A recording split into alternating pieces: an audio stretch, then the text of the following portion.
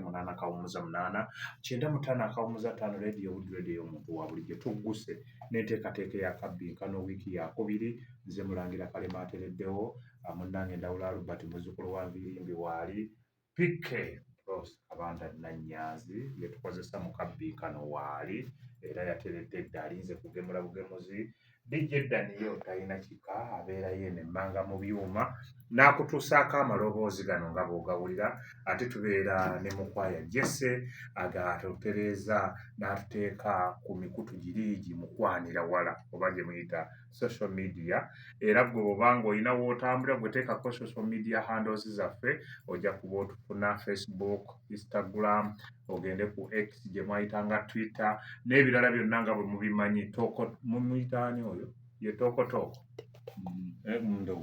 mbutikitoko oyo nawo kwetuli kale tujja kuba tutambula ffenna naye nga twagala kusooka twebaze nnyo bannaffe aba Fancy Confectionery abali wali Kabaale Sanje batumireko okusookera ddala ne ntumira omukulu HM omukulu Sempijja Isaac afande waffe afande Ali ntumirako bazadde bange abanzaala Mulongo Nakato Harriet n'ekitange Kibuye Gerard ntumirako abasomesa bange ab'olulimi Oluganda Teacher Bosa ne Madamu Nancha n'abayizi bonna bali ku radio eno kuli Lydia Nakityo kuli Muyunga Emma n'awala bangi kale tweyanziza muwagize mu bwangu weewaawo bano bagende ba group Emma muli Malen Nicholas ne Matiko bagenda nti mwattu obuwanguzi babwagaliza gwe ono agambye nti yenna Kimbugwe Sheira senior 6 obuwanguzi abukwagaliza Wanyana Teddy n'agamba nti munnange bawagira gwe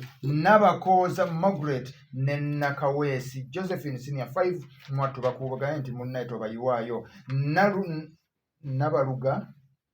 Nabaluga Joan Birungi owa Arts Kabale Sanja akwagaliza buwanguzi Chance Yakubu Information Prefect akwagaliza Senyonjo Marvin Solomon akwagaliza buwanguzi wa Namawejje Babura Senior 5A akwagaliza buwanguzi Mutyaba Marvin Senior 6 akwagaliza buwanguzi Namayanja Godfrey oba Mayanja Godfrey munnange naawe akwagaliza buwanguzi ono agambye ndiye Gatete Samuel n'agamba nti akwagaliza buwanguzi era entambula agitaddemu Kanaakulya Isaac West bakwagaliza buwanguzi entambula Nabimba Cosma Hobbs munnange bakwagaliza buwanguzi oyo alabika mulabi wa firimu Kamoga Henry wa Kabale Sanje Senior 3 obuwanguzi bubwo Akankwasa alias Nectar awamu ne Nalukwata Lydia mwattu bakwagaliza buwanguzi Mugamba Patrick ne Mugerwa Patrick munnaye bagenda nti Sebulime tobaswaza ono n'agamba nti be bannaffe babaganda Nkoba Zambogo bakulembeddwa Mugerwa Mirugwe Gerard ne Ssenyonjo Bernard Papa ne Muwonge Ronald bakwagaliza buwanguzi Maama wo Nakato Harriet ne taata wo Kibuye Gerard bagamba nti mwana waffe fungiza Namulindwa Gillian ono nno atewandisa Namulunyanyimbe naye entambula agambye nti mweri totambuza bigere Lydia Nakityo ono naye ayogedde mu Lunyanyimbe n'agambye entambula mweri Afande Ali Kabaale Sanje n'agamba nti mwattu nkuwagira nnyo Matiko abasinga gwe mumanyi nga Luganzi Martin Trevor naye obuwanguzi abukwagaliza Muyunga Emmanuel okuva mu BCM Science Class n'agamba nti bakulinamu essuubi ne Wagaba Moses Senior 1A akwagaliza buwanguzi Sebulime Waswa Steven awamu ne Sebulime ku Zairo aba L-level bagambye nti ow'erinnya gwe wekka Pius wa Senior 5 akwagaliza buwanguzi Namanda Rita akwagaliza buwanguzi Nalubinga Victoria awandiika mu Lunyanyimbe ne bagamba nti entambula mweri Matovu Edi Senior ya 6 ne Naseremba Solome Jael bonna bakwagaliza buwanguzi Kosa Bridget Doreen ne Divine bonna ne bagamba nti munnaffe gwe waffe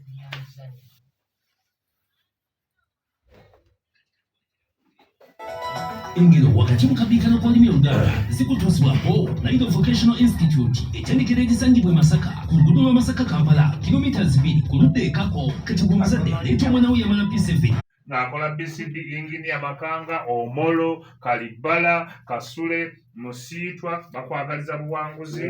Wano waliwo Ssaababbiikanyi Wampi Wazaalirwa agambye nti wooli we nnali. Kasule Joseph naye akwagaliza buwanguzi. Sempijja Sseŋŋaali Namuli Najjoko Kayemba bakwagaliza buwanguzi. Bano bagambye nabo akatambira bannaye Mwembo Spencer Sweet Kid yebazibwe mazima Kateregga Nazwa nabo bakwagaliza buwanguzi. Sendagire omusajja oteredde tutandise n'engero ageerwanyalwanya gaba ganoonya nnyini nnyama.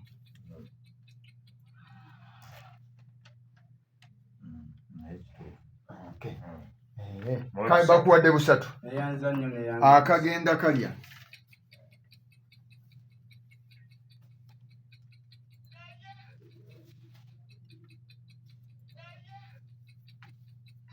Wakasanga maji asebulimi.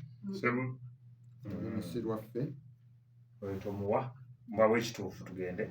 tekalaba nnaku tukozesa olulimi lwa Wakayima.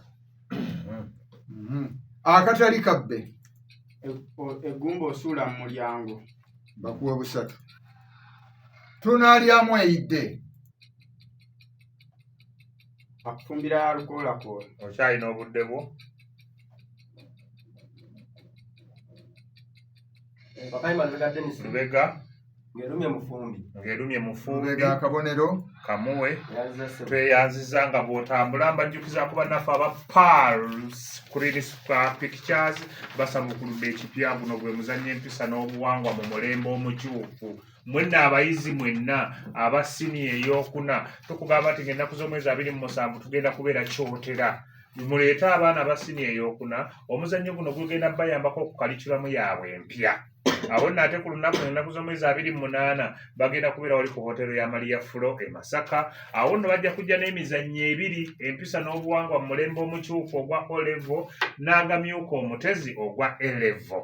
Kale tubagamba muleete abaana mujje muyige tusiwe abazannyi omuli Ajudi Bamundaga, Ssennyonga Medi, Muzeeyi Yassini Lubowa, Ssentongo Charles, Jacqueline n'abalala bangi mujje mulabe ani Nakayenga Gloria oyongereko ku ddoboozi bakufune bulungi oviiridde wa Nakayenga Viridde ku St. George's Vocational School Masaka Nnyendo. Tumirayo abantu nga basatu. Tumirako maama wange Nakyeyune Fiona ne taata wange Omulangira Lumas Fulgencio.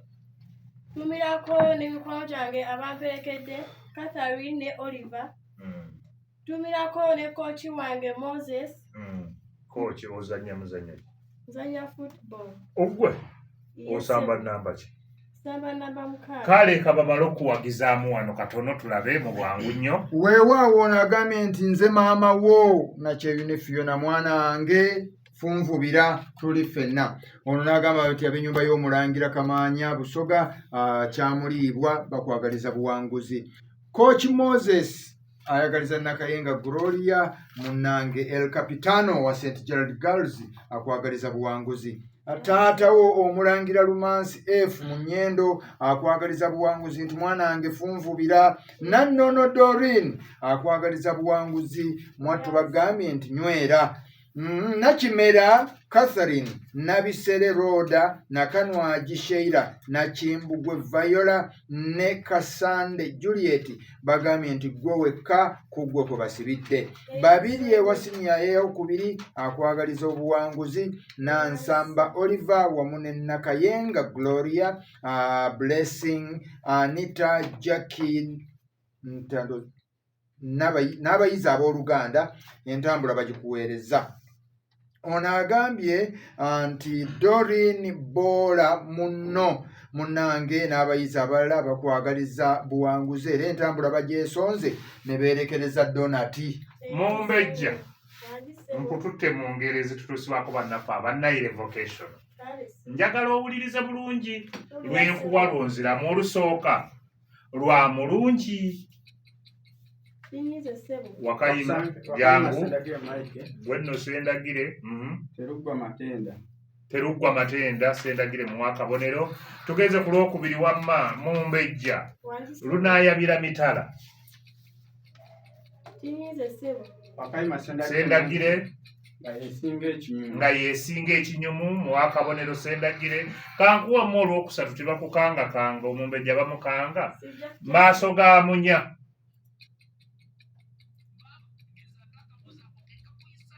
Kinyize ssebo. Wakayima Sendagire tegafa munyale katugende kwamma ku kyokutaano kino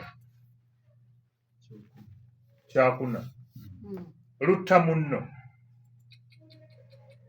Kinyize ssebo. Wakayima Sendagire wankopye nti nze ndi mukalubaale. nti nze ndi mukalubaale Sendagire muwe akabonero ate Nakayenga owummulemu Omumbejja ate tugende mu mbeera efaanagana bwetyo.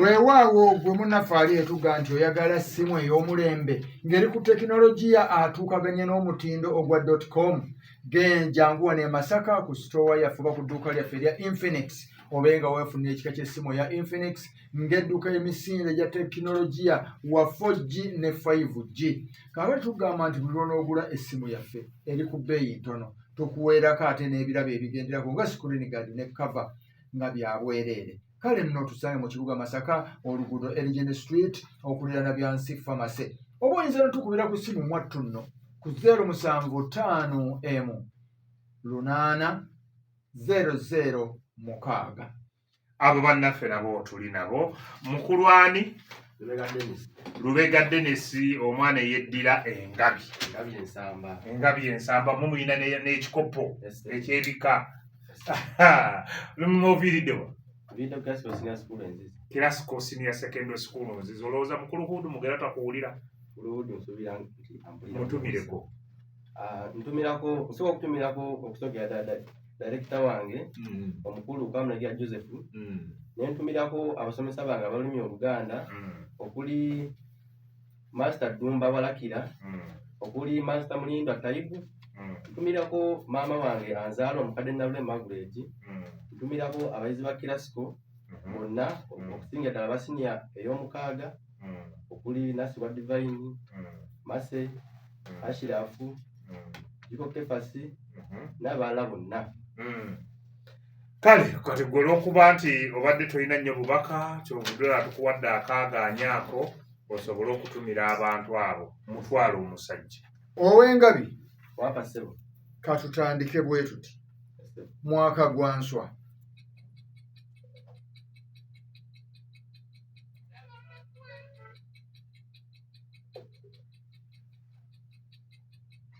Wakayima Sendagire ogulindira ku mulala.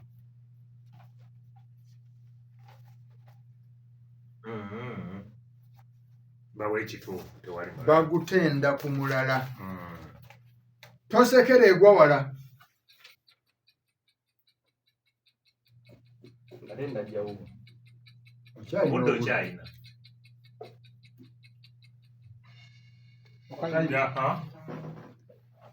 Tosike bwezi emmere osakayo anti asebulime Wakayima Sendagire katulabe bwezza emmere osakayo. bawe ekituufu bwebaza bwebaza si bwezza bwebaza Ebe osakirayo so si bwezza emmere oba nti so si bwebaza emmere naye bwebaza osakirayo genda ma akuyita ekiro tomalaga mwanukula okyalina obudde bwolina engabi tebakola tomalaga anukula Wakayima Sendagire Sendagire tuula bawe ekituufu yakuwa empitaba enjala tegwa mu byalo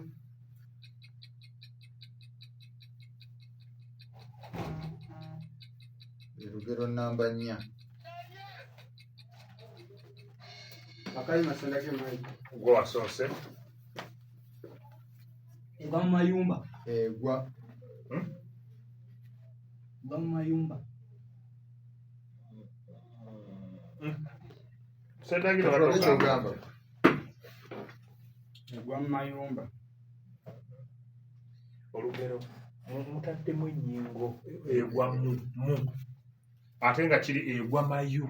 Olugero lwonna tetulugattako nnyukuta, tetulugattako nnyingo yonna wadde akabonero. Mukitegedde toba wabonna. Egwa mayo.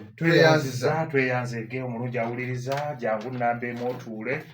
Twagala okwebaza ennyo bannaffe bano ab'amazima bugagga Quality Feeds abatwegattako nabo mu kabbinkano basangibwa wali ku kizimbe kya Falkland e Masaka. Bakugamba nti jangu tukuwe ebyokulya by'ensolo. Tulina kyacu broken, obusonko, ebikejje, mukene, lime ne boosters zonna ku bbeeyi ensambusambu. Awo nno bannaffe ab'amazima bugagga balina n'ekyuma ekikuba broken ate nga tusuubula n'amagi. Tufune ku 0705 65 59 62 oba 0755 01 57 69.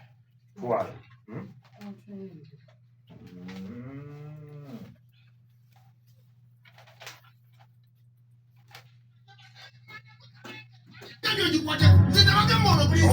Security eri gguluggulu, kale tuwa omwana kuba tulina n'ebyuma ebizikiza omuliro. St James ssomero lya One Level somesa science ne arts tusangibwa ku kisaawe ekyotera awo we tuwali ebizimbe byaffe. Kale tukubire ku ssimu twogere ku nsonga z'omwana 0703 72 71 27 oba ku 0772 6 9 6 Ntweyanze omulungi awuliriza. Twala butwazi mukulu Mati oyo nnamba emu olupapula lwe luno olusookera ddala. Mutwale ku kibuuzo ekyokutaano. Matiya, onywedde bulungi? Togwa ku muzindaalo gwaffe kubanga olabika bw'ogaa nti onywedde bulungi ayinza okuba ng'otamidde. Tusaagamu busaazi. Njagala onjatulira ebigambo bino nga bwe byatulwa oba nga bwe kiwandiikibwa. Okumaamiza. O ka wu ma izane wansana Otyo? ma yi zani Bakuwa obubonero busatu. Okuwuusa. okuwuusa. O ka wu wa wu izane wansana sani Bakwongere busatu. Obulebevu. obulebevu. O ba wu Otyo? la e ba Mpulira. ba ne wu. Bakuwe busatu. Eyo kanzirukeyo kubanga onfunzizza nenze mu bisoko. Yesebo Okubuuza embuga kisoko kitegeeza ki? tegeza kusesema sebo. Bakuwe busatu. Okusika omuntu omukono kisoko kitegeeza ki? Kwe kuyamba omuntu okumujja mu buzibu sebo. Bakuwe busatu. Kaakati tugenze mu katundu akaggulama akatutuusibwako bannaffe abo si balala bannaffe aba Janecof syrup. Bano nno bo bagamba nti kifuba kye kikusumbuwa oba ssenyiga, lubyamira oba musujja, weekwate Janecof syrup. Mwattu tagenda bino birabya ku njuba. Bw'okozesa Janecof syrup mwattu ofunirawo mangu nnyo enjawulo kubanga akolebwa mu miti egyaffe egya wano era n'ebirungo byaffe bya wano. Yakakasibwa n'ekitongole ekikola ku by'eddagala mu ggwanga ki National Drug Authority. Kale Janecof syrup ajjanjaba abato n'abakulu ate nno mwenna ab'amasomero mwandibadde mumweyuna nnyo ne mumuteeka mu masomero gammwe ne mujjanjaba abaana ne mufuggaza ekifuba ekibasumbuwa. Kale nno osobola omusanga mu maduuka gonna agatunda eddagala gayite drug shops ne pharmacies kossa n'amatundiro g'eddagala amalala. Bw'otuuka buuza Janecof syrup obeere ng'ekifuba, ssenyiga ne lubyamira obirinnye ku nfeete. Oyinza n'otukubira ku ssimu 0782 27 52 5 oba ku 0705 279 56. Tweyanziza mubuuze ekibuuzo kyekyaggulama. Ekibuuzo kye ekyaggulama muganda wange Ssebo. kigamba mpa nakasigirwa ey'obwannannyini ekolagana n'olubu emummu. Oyo. Ebirogologo.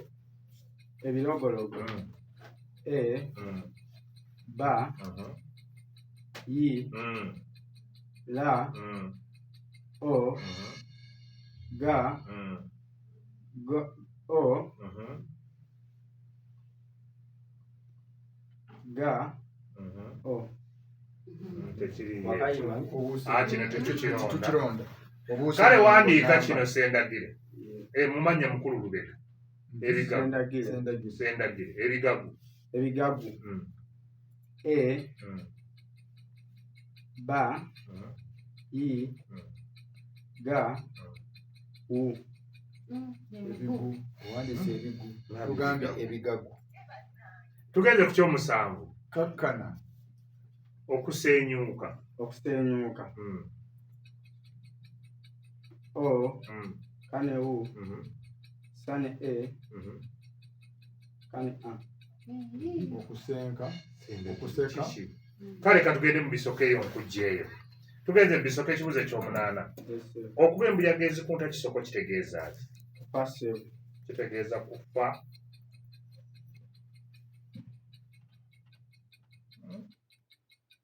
Kale Tereza.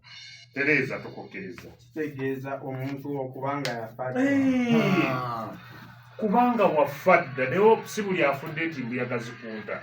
Tugenze ku kibuuzo eky'omwenda. Okugalinnya gye gava. okugalinnya gye gava Kisoko malayo. amazzi ssebo Okyalina obudde. Wakayima Mathias. Bali ababiri tetubawa tuwe Nakayenga. Baleetera bizibu. Wakayima Lubega. Kubanga kino bwe kyonooneka. Kwereetera bizibu okugalinnya gye gava kweyonoonera mikisa. Nakayenga muwaka bwera.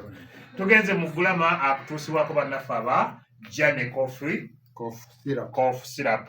Eddagala eryo linywe abalina ekifuba waliwo ne bwempulidde wano agiragira obulago linoonya olinyweko oyinza okubaddiramu ne kanamba k'essimu ako. Weewaawo akanamba ka bannaffe bano aba cough syrup akali 0782 27 52 5 oba ku 0705 279 56.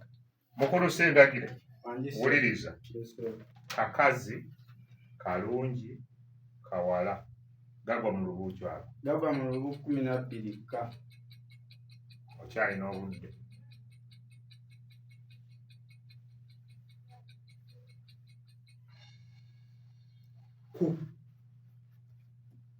Tweyanziza tebakuwadde kabonero.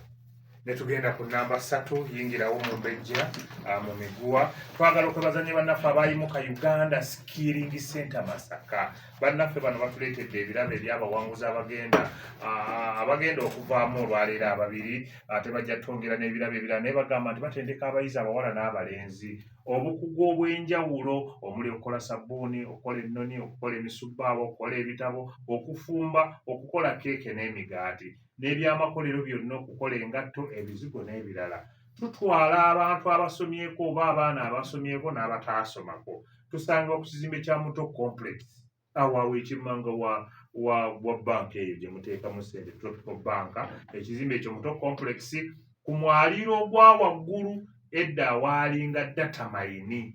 Kaakati tusanga awo wojja okutusanga ffe abayimuka Uganda Skilling Center Masaka. Tuli ku nooti 7 nooti 4 06 37 66. Bannaffe abo batwegaseeko nga batuwadde ebirabo ebyabawanguzi. Twala mwana muwala Weewaawo oyo nno mu mbejja. ssebo Wandise. nkulina tugenda kwatula. Yes. Naba mukopi. neno Omulangira genda wamma baatu njagala twatule kino nga bwe kiwandiikibwa Yes, sir. okusiikiriza O, Mm, ka, mm, wu, mm, sa, mm, yi, mm, ka, mm, yi, mm, ra, mm, yi, mm, za, mm. a. wano zibadde yi ezannabansasaana okozesezza emu emu okutaliza O, Mm, ka, mm, wu, mm, ta, mm, a, mm, la, mm, yi, mm, za, mm. a. bakuwa obubonero busatu Yanza se. kawansazi Swakazi. kawansazi Kawansazi. Mm, Ka, mm, a, mm, wa, mm, a, mm, la, mm, sa, mm, a, mm, na, mm, za, mm. yi. kati ate owandiise kawansanzi kawansanzi kyawo nabadde togiteeka obadde togiteekawaawo tugende ku bisoko tugenze mu bisoko Yes, sir. okuzinya omuntu engera kisoko kitegeeza ki Kubonyabonya muntu. bakuwa obubonero busatu Yanza se. okuddamu olungubanguba kisoko kitegeeza ki Omuntu okuba ng'abadde mulwadde n'addamuko ku maanyi. bakuwa obubonero busatu wegulama tugenze mu gulama atutuusibwako bannaffe aba Janecof Syrup Kale ssebo. mpa nakasigirwa endazi Yes, sir. ekolagana n'olubu 16 wa Wano. bakuwa obubonero busatu naye tukuwummuzaamu linda bwino katugende ate tugenze wa mukulu Lubega si gwe mukulu Lubega Esebo. eteekako ebiwaawo ebyo nze nkwambalire tugenze mu kwatula Esebo. namba 4 yatula ekigambo kino Esebo. kalandazi Kalandazi. kalandazi Kalandazi. Mm, Ka, mm, a, mm, la, mm, a, mm, na, da, mm, a, mm, za ezannabansasaana, mm, yi. mm, obubonero busatu. Yanza se. tugenze ku kibuuzo eky'omukaaga Esebo. okulandiza Okulandiza. Mm, O, mhm, ka, mm, wu, mhm, la, mm, a, mhm, na, mm, da, mm, yi, mm. za ne a. busatu Yanza sebo. tugenze ku kibuuzo eky'omusanvu Esebo. kawenkene Kawenkene. Ka, Mm, a, Mm, wa, mm, e, mm, na, mm, ka, mm, e, mm. na, mm. ne e. kale nawo busatu Yanza babukuwadde sebo. tugenze ku kyamunaana Wamba sebo. bisoko Esebo. kyakiddemu kyenkugamba ne bw'otaddamu kyensomye Esebo. bwewuliriza ompe kyakuddamu Esebo. ekintu okubula omukombi kisoko kitegeeza ki Sebo kitegeeza ekintu okubula akikola. olina obudde wakayima Wakayima sendagire mu sendagire gweyogedde ekintu okunyuma ennyo. kintu kunyuma kyabuze kyabuze omukombi tugenze ku ky'omwenda Esebo. wamma mukulu Lubega si yeggwe Esebo.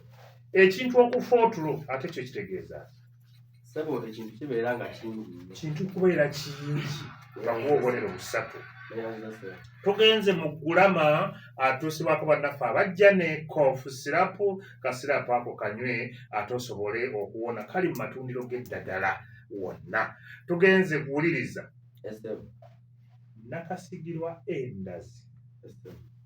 ekolagana n'olubu 13 tu gy'obompa Tuno. tuno bakuwa obubonero busatu naye okajja emmannyo ga mpisi Yanza sebo. tugende mu bwino omulungi awuliriza tweyanzanye tweyanzenge tugenze mu bwino ne bannaffe aba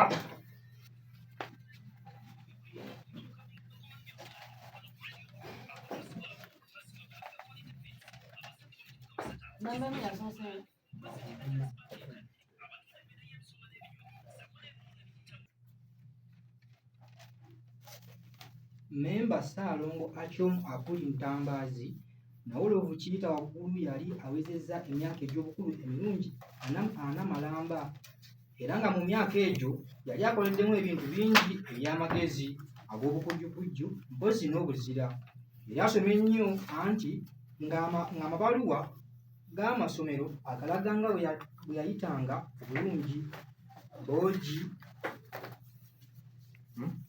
amazeeko awo akasembyeyo ako akabadde boogi kiri boogi bwe yayitanga obulungi boogi agalaga nga bwe yayitanga obulungi alina boogi alina boogi muwe obubonero 5 tweyanziza jangu osome kati ne bwe mutayambala biwaawo ebyo mubireke biteeke wali biveeko soma olwakulaze.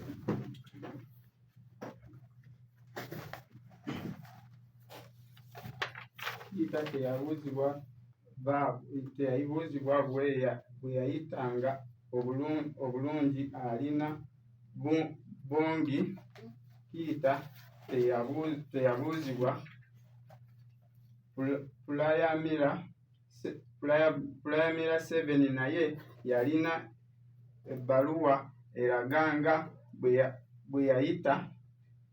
Ate eno okuyitirira edda obulungi mwana wa Joseph. Muzeeyi Sendagire sikusala obubonero obulala bakuwe 2 tweyanziza. Nombejja kwatamu tuli mu katundu ka bwino ne bannaffe ab'amazima bugagga abakutuusaako emmere y'enkoko n'ebisolo. Nasoma. Taata, tegeka okumpa ssente za fiizi. Ko omusajja mukulu nti gwe ataabuzibwa onoosoma wa? Ko Kiyita nti taata, ate abantu basoma wa? Era mwana wange Kiyita ebbaluwa eno yagikozesa n'ayingira mu ssomero lya siniya.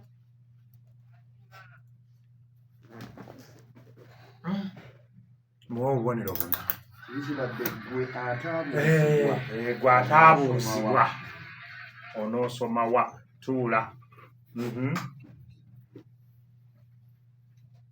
Olunaku olwasooka mu ttaamu Kiyita gye yayingiriramu mu ssomero lino, abaana bonna abapya abasomesa baabagisaayo ebbaluwa zaabwe eziraga nga bwe baayita.